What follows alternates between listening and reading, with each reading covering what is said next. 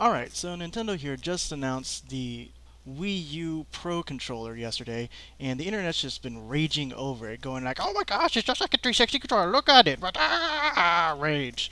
And I'm here to tell you that you guys are completely retarded. Of course it copied the 360 controller, but it copied a lot of other controllers as well. If you look real closely, you can see similarities with the PS3 controller, with the Wii Remote, Classic Controller Pro, Super Nintendo, of course, Super Nintendo always, and even the DSi. Gosh, damn! All right, now I'm gonna prove it to you guys.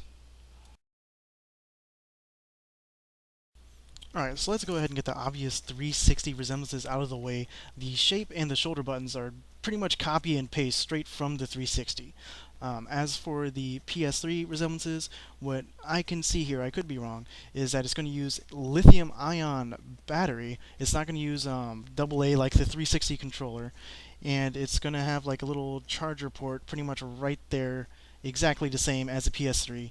And of course, another similarity is that the analog sticks are on like the same level instead of being separated.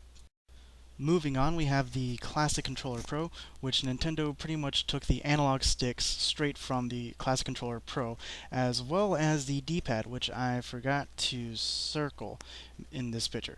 Alright, then we have the Wii Remote here, which has quite a few similarities. First off, I'm going to point out the power button, which is not on the Classic Controller Pro.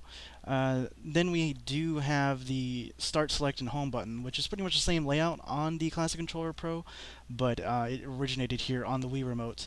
And finally, we have these four lights here at the bottom, which indicates, player 1, player 2, player 3, and the same blue lights, braille kind of pattern thing. And finally, this brings us over to the DSi, which I was actually surprised was implemented in here. But it looks like the diamond button layout is pretty much exactly the same as the DSi. I mean, the way the buttons look, I don't know how they feel, but it's pretty much exactly the same, which I found pretty surprising. You can go ahead and look for yourself right here.